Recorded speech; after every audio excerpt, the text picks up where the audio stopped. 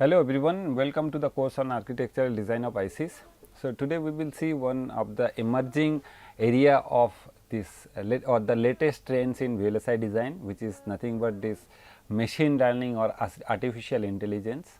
So, basically people are trying for different algorithms to make this artificial intelligence to be applicable everywhere. Actually, machine intelligence or this artificial intelligence has the applicability everywhere. So, that due to its application in a very wide field, it is the latest hot topic in VLSI design. So, that is why actually I thought that some flavors of this artificial intelligence hardware design aspects I will just provide you. So, if anyone is more interested to work on this particular field, then we can just take that offline. But the thing is that we will today we will discuss some of the features. That means, there are huge scope and people are basically trying to develop the hardware as well as to develop the software, that means the algorithms, efficient algorithms for that. So, like crazy. So, that is why today we will see the hardware for machine learning, design consideration and the design tips, what people are basically following, what people are already doing. It is one actually emerging field. So, that is why people every day people are basically working to develop the hardware for machine learning as well as the algorithm. That means, for the first time actually you have to develop the algorithm, then that algorithm now you have to put into one hardware. So, how far the people have gone and what are there, that we will see in this particular lecture series. Okay. So, the very first we will see the background of artificial intelligence and then deep neural network. The first thing is that by the term itself it says that what is artificial intelligence. So, as a human being, whatever intelligence we got, that is the natural intelligence we got, that which is the gift from our God. But if we put the machines, actually if we consider any machines or robots or any machines, they are basically programmed. So, they has whenever as a programmer, whenever we put that some specific instruction to do. So, that is why actually if I know that term in terminology in VLSI, which is that application specific integrated circuit. That means, in VLSI whenever we design in particular circuit, they are basically particular to one particular application. They are specific to one particular job to be done on that particular system or on that particular system, that means circuit design. So, nowadays actually with the artificial intelligence, it will be the circuit that means consideration will be not application specific, it will be adaptive in kind, that means in its kind. That means, like day to day as we learn, that means we experience something, we have gone through some of the, that means situation, and then we experience the information day by day, we learn something from that particular situation or that particular experience. So, if we put that in capability in the machines, so that is nothing but the artificial intelligence. Okay. So, I just this is not the bookish way I said that what is the meaning of artificial intelligence, I just generic way this is the meaning of artificial intelligence, and that is why I just said like this is that now as a hardware engineer or as a VLSI engineer, I have to make the hardware so that in machines this basically the software part as well as the hardware part both should be there. So, that can work together to make one efficient artificial intelligence hardware. So, the artificial intelligence basically has been developed by it is not that just now this terminology came artificial intelligence, it came very earlier in 1956 by John McCarthy. He said that the science and the engineering for creating one intelligent machines, I need the artificial intelligence. That means, as in machines there is no brain, we have brain. So, that is why we are intelligent, but in machines they are not actually, they are not having any brain, that is why they are not that much intelligent. So, if you want to make intelligent, then we have to put some brain inside of it, so that every day it can adapt according to the corresponding situation, which we can do as we have our brain. So, then whenever we just have considered this machine learning this artificial intelligence. So, at that time in 1959 the Arthur Samuels actually introduced, or this terminology is that machine learning. So, that means as like we human actually we learn. So, the machine also should have the capability to learn day to day. The field of study that gives computers the ability to learn without being explicitly programmed. So, application specific means it is explicitly programmed, that means one particular program. So, it can do only a single job. Okay. But if you have the capability to learn, so at that time it is not that it will do the specific job only, it can do that means the other job too, which will not particularly specific. So, at that time this machine learning, if you have to learn this day to day, so at that time you have this brain inspired computing inside of the machines. So, what is that? This brain inspired is that one algorithm that takes its basic functionality from our understanding of how the brain operates. Okay. So, basically we will see that how our brain works, and if I can say that okay, and from our brain that intelligence comes, okay, to our body. So, first we will see how does the brain work. Okay. So, in brain we are having this 86 billion number of neurons. So, what are these neurons? Neurons are the basically this, what I say is that some cells. Okay. So, these 86 billion neurons in the brain, they are basically connected to near about 10 to the power 14 to 10 to the power 15 synapses. Okay. So, if you see these particular pictures, so this is one neurons picture where we are having one central processor, or which is known as the nucleus of that neurons. Then we are having the cell body, we are having the dendrites, and then we are having these axons which are basically connected with the corresponding synapse of other, or the dendrites of the other neurons. Then the neurons receive the input signals from dendrites and produces the output signals along axon, which interacts with the dendrites of the other neuron via synaptic weights. So, that means this dendrites is something like it is the sensor which is connected with these neurons.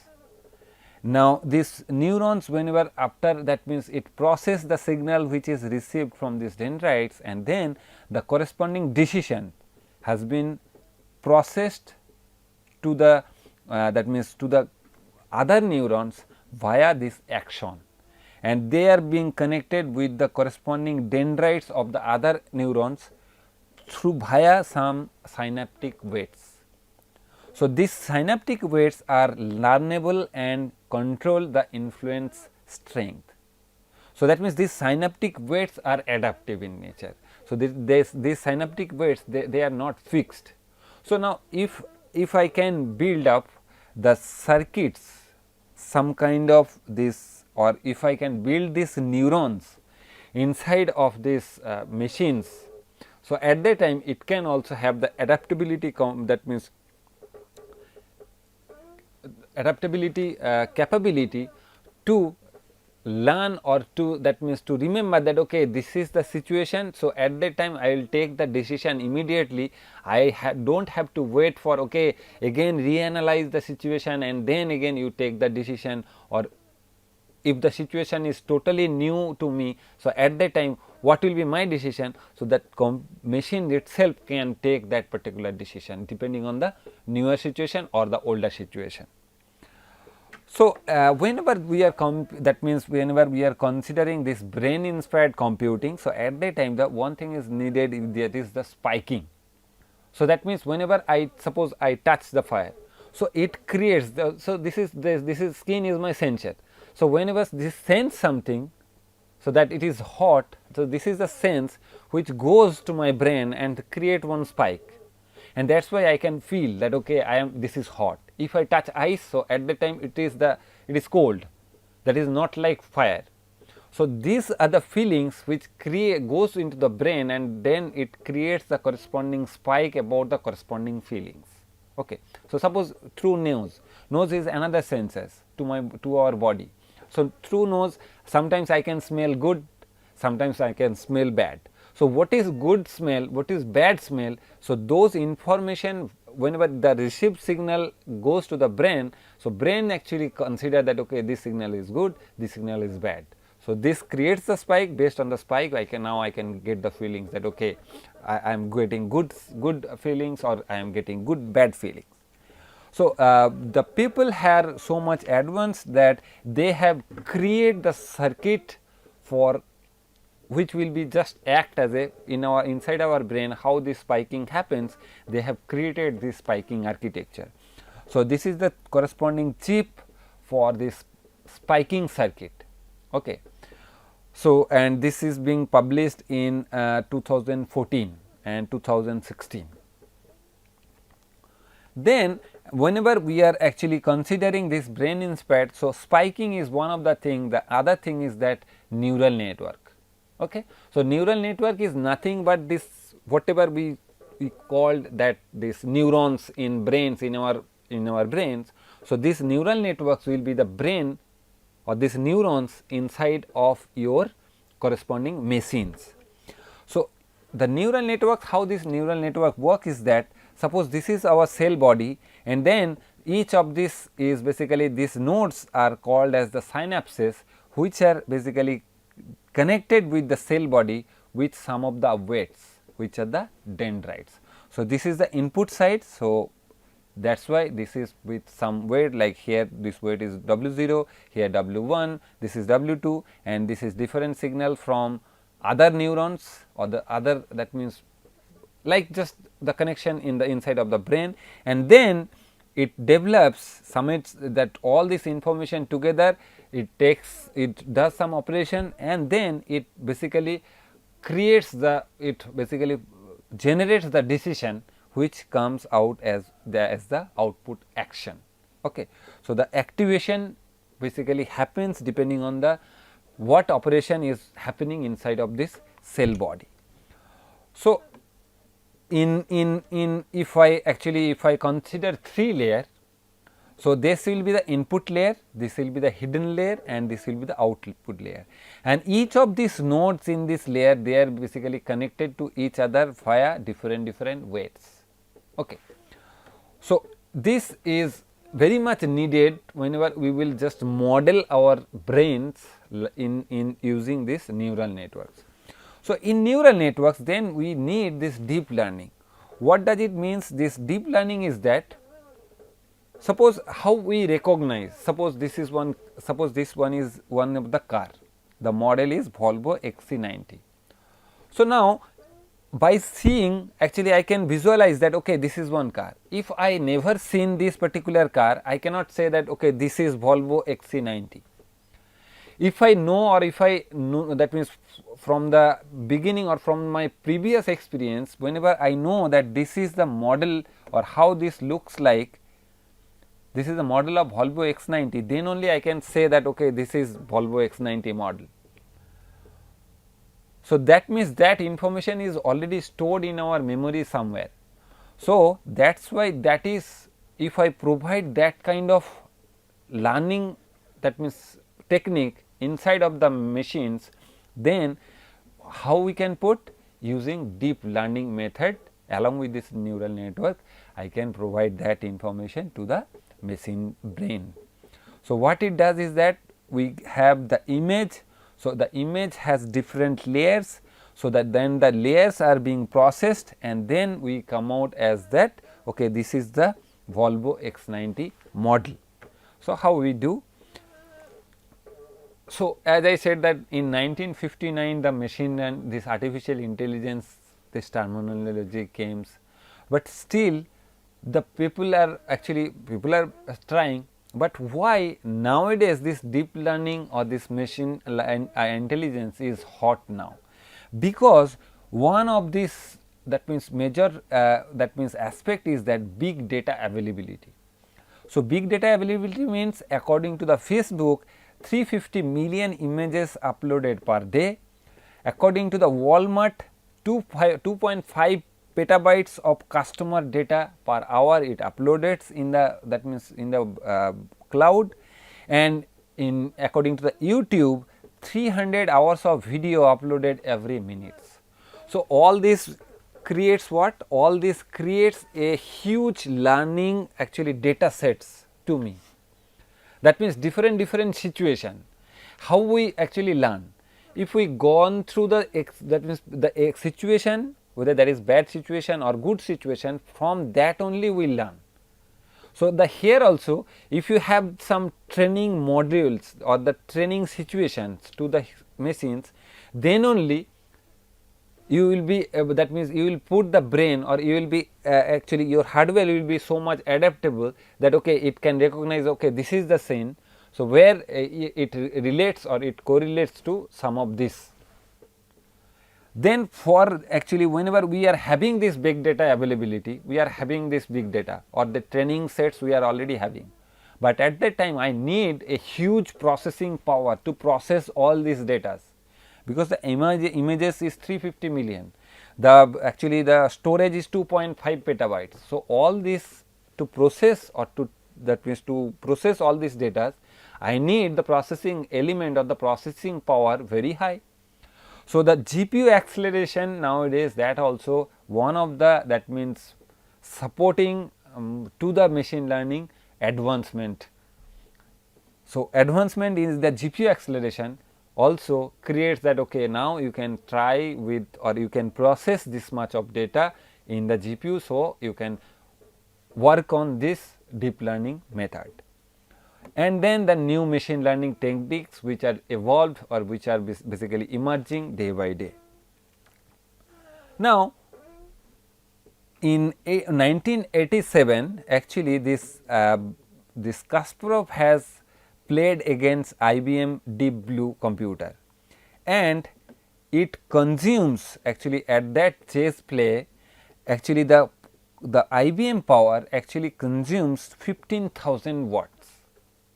In 2011 again this IBM Watson versus this Brad Ritter and Ken Jennings, they have actually played some games, and there actually the processing has been done on 750 Express server, which are having 48 cores CPUs, which consumes near about that 200,000 watts of power.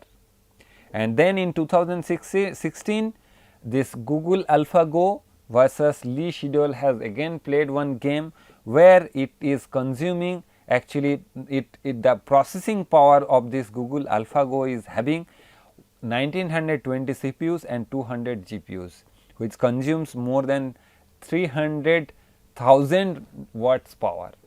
But whenever this human is playing, so at that time it consumes only 20 watt of power inside our brain as a human brain.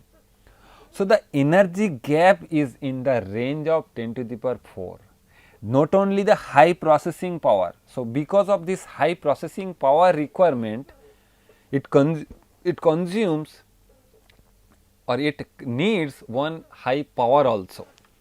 So, that is why whenever we are actually this is one on chip embedded learning. So, depending on that, that means this embedded this machine learning or artificial intelligence you can put in mobiles, wearables, IoT device. It is not that every time you have to upload the data to the cloud, but on the device itself, if you have the artificial intelligence operation, so then again you do not need the processing powers at very high. But whenever you are considering your mobile phones, at that time you have limited processing power. So, within that limited processing powers, how much machine intelligence you can provide. Okay. So, that is the major challenge in machine learning hardware design or artificial intelligence hardware design. So, the ImageNet is actually is the that one of the technique in neural network. So, according to this ImageNet, you can have the 1.2 million training image, where you can object, that means the 1000 objects you can basically detect. That means the detection of this here, if you see this particular image, it can detect that okay, there is a chair, there is a dog, there is a there is a dog, there is a person. If you see this particular image, so you are having one bird, you are having one frog. So, if you consider this particular image, so it is person, hammer, flower pot, power drill. So, that means these are the objects which I found in this particular image. So, if I have this training data set, because hammer that may be of different size, different, actually it looks like different, but still I can actually visualizing the image as a human being, how I can perceive that okay, this is the image of hammer.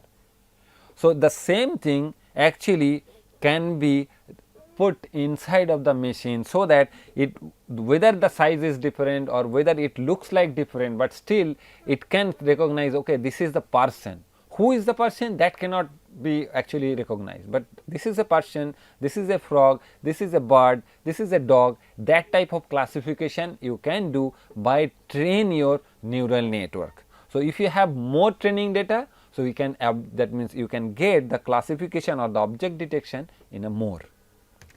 So, then actually if you see that the use of this image classification using this deep neural network, the error for properly detecting the object, it is much more lesser than the human. That means, human also sometimes it can make the error or make the mistakes, but this deep neural network, they are trained with so varieties, or so that means whenever we are putting the training sequence, means we are giving them too many of situations. So, that is why their learning is much more than the human intelligence. So, sometimes the human make, that means to object, for the object classification or object detection, the human make more error than the machines one.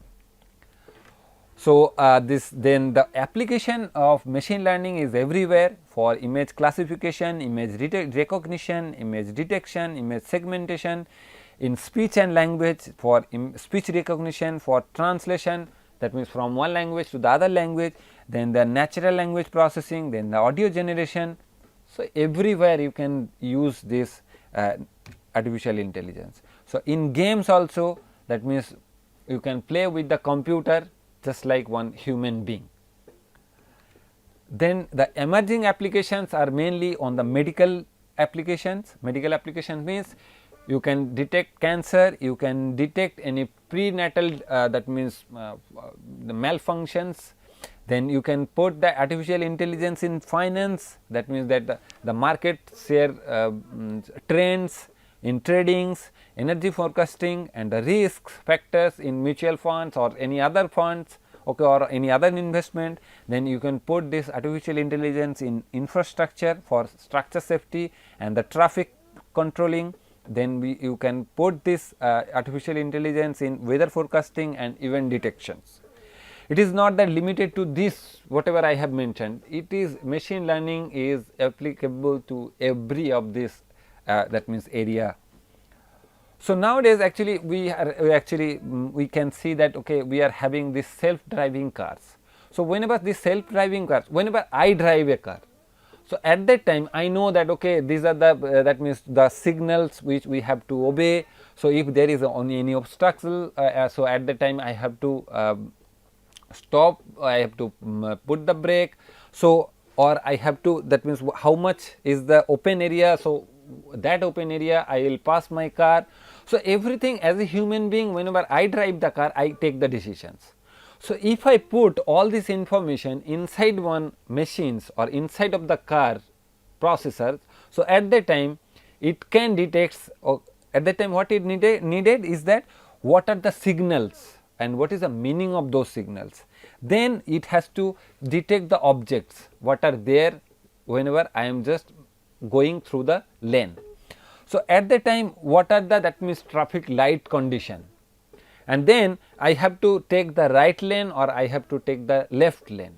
So, all this information if I provide to the car itself, okay, so then there is no need for the human interference who will be sitting on the driver's seat. So, at that time the car will be self driving. That means, the car automatically has the decision or the capability to take the decisions that okay, I have to go by this way, or at what speed I can do, or at what that means at what side I will pass my car. So, everything at that time I can make that automated. So, and that is possible through deep learning. So, if I actually talk about the overview of this deep neural network, and that is why this nowadays this deep neural network is a hot topic of research. So, deep neural network timeline, according to this, in 1940s this deep neural network were proposed, in 1960 the deep neural network were proposed again, and then in 2014 actually it is evolving day by day. In 2014 the rise of this deep neural network accelerator research, which becomes or which pushes this artificial intelligence in the forward direction. There are actually so many neural networks which are already there, but still people are trying to develop this new, that means efficient neural network algorithm, which takes minimum number of data sets for its training purpose. And then otherwise what will happen, if I had to train my model that so many data sets, that will number of data sets, if it is let us say that means 20 million. So, to 20 million data sets I need to process somewhere. So, at that time I need the hardware capability very high. So, to avoid that we need the algorithm, deep neural network algorithm should be so much efficient, so that the processing power also becomes very much on the lower side. So, we are already in deep neural network, we are having three, we consider for this basic understanding of this deep neural network, we will be having three layers: input layer, hidden layer and output layer. Depending on that, they are basically connected with the synapses. Each of these synapses has different weight, and which basically activates the corresponding neurons. Okay. So, then we are having this weight sharing in deep neural network. I will not go into the details of this, because this lecture is mainly focused on the hardware aspects of the deep neural network. So, the algorithmic aspect, if you want to know more, then take any deep neural network or this artificial intelligence course. There you will get the how to classify this, how to that means detect the object, how to classify the image. Okay. So, what will be the algorithms? So, you will get that information on the deep learning, on the machine learning coursework.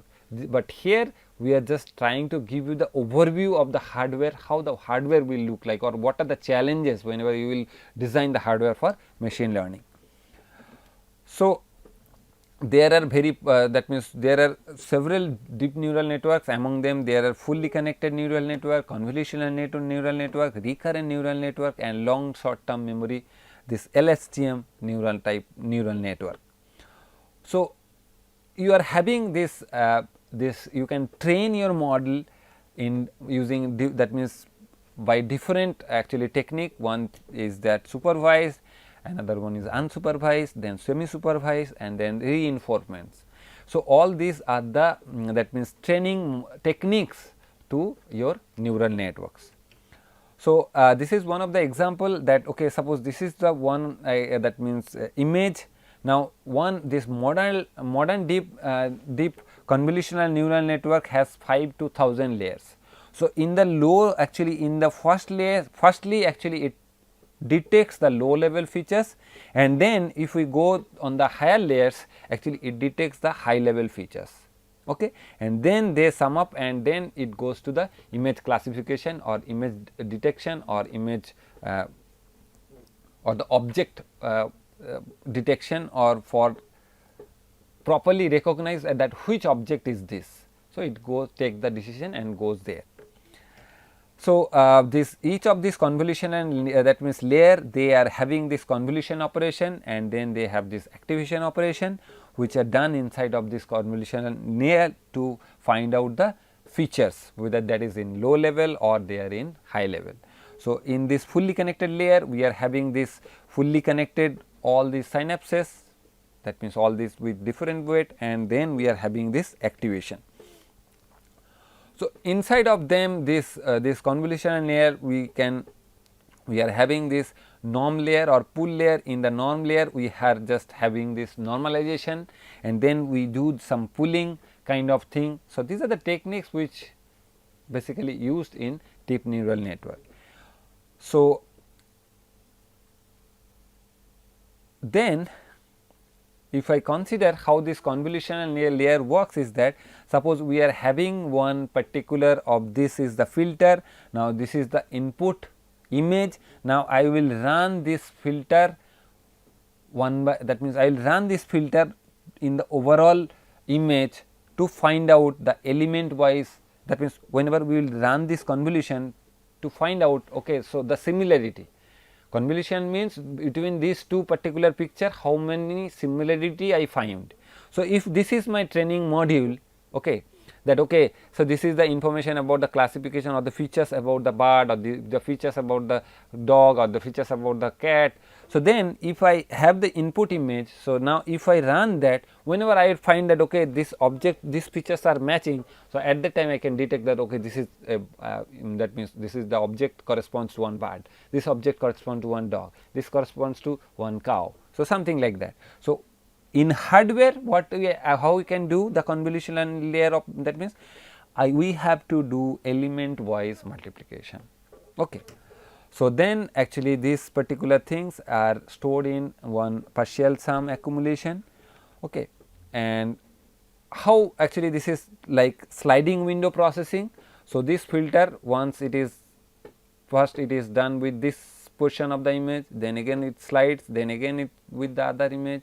So, just like this sliding window processing we do, and we can detect the object according if there is any match depending on this convolution operation. So, thank you for today. Again we will discuss the what are there in this artificial intelligence hardware development, that we will see in the next lecture.